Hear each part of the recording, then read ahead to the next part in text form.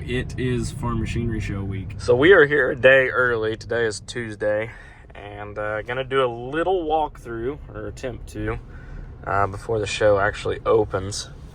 And give you guys a little preview of what's to come.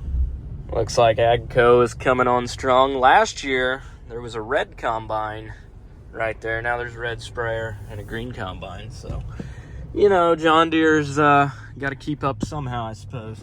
I can tell you right now that the parking's a lot better on a Tuesday than it's going to be tomorrow. Ain't bad. Pass secured. Cool beans. I don't know if y'all can see it or not, but right on the other side, well, maybe you can see it up here. But right on the other side of this blue fence is hundreds, if not thousands, of Ford F-250s and 350s. They were all there last year too. They're the newer body style this time, but for like the past 2-3 years, just hundreds of Ford F-250s and 350s. I believe what it is they are all waiting on chips or some kind of electrical components that they're missing, but they're all finished trucks. They're just all sitting in parking lots down here. I don't know, I thought that was really interesting. And I will say the Airbnb we stay at is pretty awesome because it's actually on the Indiana side of the river, but it's on the Ohio, which is really neat because I'm like obsessed with barges and airplanes and helicopters, and you get to see a lot of really big boats go down the river. So like I'll drop what I'm doing every time that there's a boat that goes by because I gotta look at it. It's just like, is there coal on it? Is it fuel? Is it grain? Is it fertilizer? I want to know. I really want to know. Morning. It is Monday, President's Day. Back from the Farm Machinery Show, back from reality. It was good to meet a lot of you guys. Met a lot of people this year, came up and talked to me. Really good show. I didn't really record much. I'm not going to shove a camera in most people's faces. But anyhow, what I am doing right now is making a shoop order to rebuild my planter. And basically openers, scrapers, just typical wear parts, nothing major. Other than that, working on taxes. That's fun. I've got a tax appointment coming up. So I'm trying to get everything finalized and ready to go for that. That way that's quick and easy. Other than that, not a whole lot going on. Yeah, so anyhow, we're going to get this shoop order put together and go from there. Okay, well, I've had enough office work for today. It's 70 degrees outside, and I really should be doing office work, but I can't do it anymore. Also need a haircut. But I finally just got a phone call. I've had a buyer's call contract on a bunch of white corn. I'm 2 months into it. I got a month left to deliver it. They wouldn't let me deliver on it yet. Finally just got the phone call that they'd start taking that, which is good because I've got a lot of bills coming due within the next month. So that's the only grain I have left. It's a big contract, and it was sold well over $6 for corn, which I think the cash price right now is like $4.50. So really good contract to have nonetheless, but damn it, I needed to be delivering it about a month ago. But all is well. It's just timing wise, it's kind of working out like crap. So I'm gonna haul as much white corn as I possibly can starting tomorrow. So right now, let's load a truck. It's been a while since I've actually hauled any grain for that matter. Truck fired right up though. Do believe we're gonna need some air pressure. But go ahead and get the generator fired up and get everything ready to roll while we wait on it, I guess. Use our handy dandy key here every time. Starter's wanting to stick. Beautiful. Got a solenoid on this tractor that goes out all the time. I've replaced it twice. I really couldn't tell you why it keeps going out. All I can tell you is it keeps doing it, so I don't know. I'm gonna run the auger and get this crap out of here before we start loading. Got the oil checked, so we'll go ahead and fire this up. Or we won't, because the battery's completely dead. Go figure. All right, let's try this again. Yeah. He's running. That tractor has been dead too, so figure while we've got the jumper cables out, may as well throw them on there as well. And we're loading. Coming out nice and clean, nice and cool. Love to see it.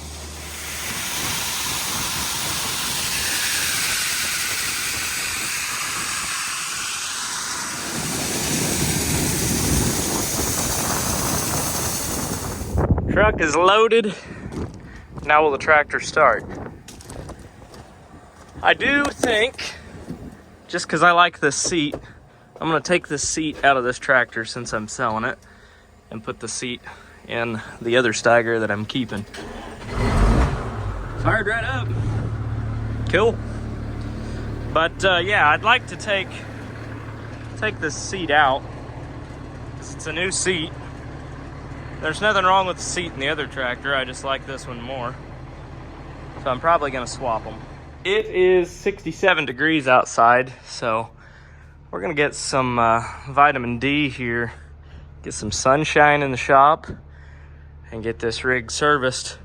My hood struts, or whatever you want to call them, cylinders up there, pretty weak, so we're improvising with the old beat it back straight again stick.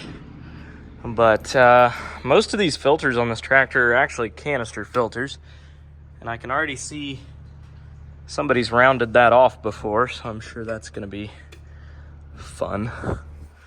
But like $2,000 for filters for this tractor. I mean, I bought every filter, air filters, fuel, oil, hydraulic, you name it. And then I bought some oil, but good Lord, that was expensive. Kind of ridiculous if you ask me, but it is what it is. Probably don't have to change all of them on here, but since it's a new to me tractor, figure I'm just gonna start clean, start fresh, and change them all and know what I got. So that's what I'm doing. Changing oil. I already changed the filters, the fuel and oil filter at least. I've already got changed, which are just paper canister filters. That one was the oil filter. But draining the oil out. Of course, I've made a heck of a mess already. Most of that's diesel fuel, so I don't know. I guess we'll just pull it out of here and set the shop floor on fire. Maybe. That's a joke. Kind of. But there's no good way to get that out of there. I went ahead and filled the filter with fuel. Hopefully it fires up and doesn't have too much air in it. But oil's nice and clean, so that's good. Go ahead and pull the cap off here, I guess. And get ready to put some more in. The other thing I always make sure to do when I change oil, I always grease the front axle. So you've got, there's a grease fitting there. I assume one in there somewhere where that sensor's at. About has to be. But I like getting the front axles greased up real good. I mean, it's just easy preventative maintenance basically. It doesn't cost much to throw a tube of grease at something. So I probably over-grease things more than I under-grease them, but sue me, I guess. I don't know. The only other filters I've got to change are the air filters and hydraulic filters. I don't know if I'll get around to that tonight. It's already 5. Shoot, it's already 6 o'clock. Just found this funny looking socket on the ground. I don't know if anybody knows what that's to. It's got threads right here. It's odd, but no idea where that came from. But anyhow, at least try and get oil back in this thing tonight, and then maybe mess with the rest of the filters in the morning. Morning. We're gonna haul some corn today finally. So we've got 30,000 bushel going to Rockport. I've got roughly 40,000 bushel left. I didn't sell any of that other 10,000 bushel because I want to be absolutely sure that I've got enough to fill the contract. I'm going to take a bath on that 10,000 bushel that I didn't sell. It is what it is. This corn is actually sold for $6.80, which I looked today, and cash price locally for corn is about $4.20. So it's a really good contract, but like I said, I'm going to take a bath on the last 10,000 bushel of it. But it's going to the river. This is actually white corn, so there's a little bit of premium there too. So, but anyhow, I've got basically it was a January through March buyer's call contract. They've waited until pretty well March to call me. So I've got 2 more trucks coming this afternoon. And the next few days they're going to help me haul some, which is going to be a huge help because I'm by myself. So I did sell one of the cheap hopper bottoms. I sold one of my hopper bottoms. I plan on replacing it, but the hopper bottom I sold had commodity hoppers on it, and it would go. You could get a swing away auger under it, but barely.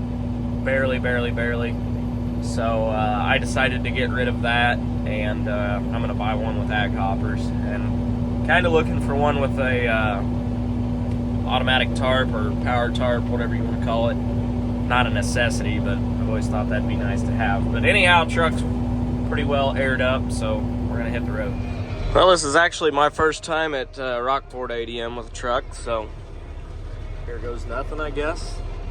Old scale house there. New scale house here. This place looks really easy. I looked it up on a map. It looks very simple to get in and out, and there's only one truck in front of me, so I like that too. And there would be the river. You cross that bridge and you're in Owensboro. So the land of well, I won't say that.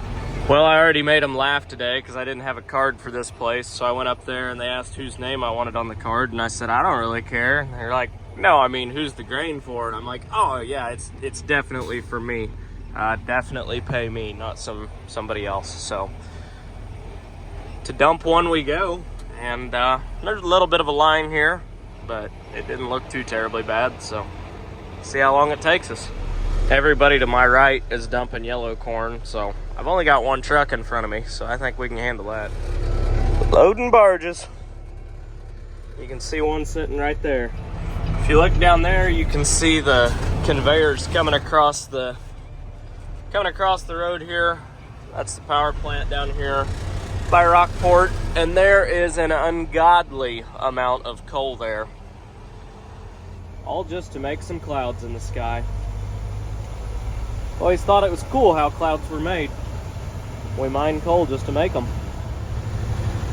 There is an ungodly amount of coal coming off the river here that goes to the power plant. Always thought that's been neat to look at. Making clouds. Got back to the farm and immediately got stuck. I swung wide and slid off the driveway, so apparently we need our seatbelt on for this. I don't know. Okay, here goes nothing. The diff's locked in. You're gonna see. Be easy, Jesus Christ.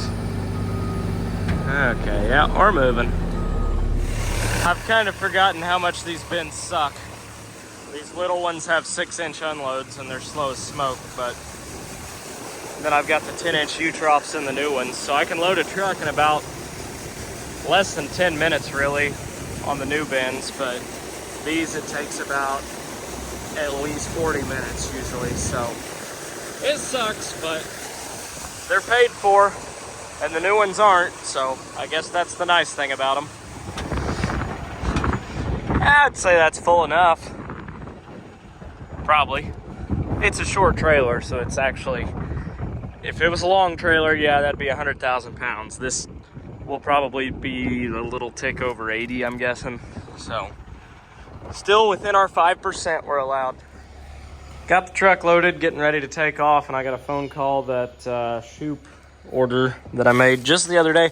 So I ordered all this stuff like 3 days ago, and it's already here.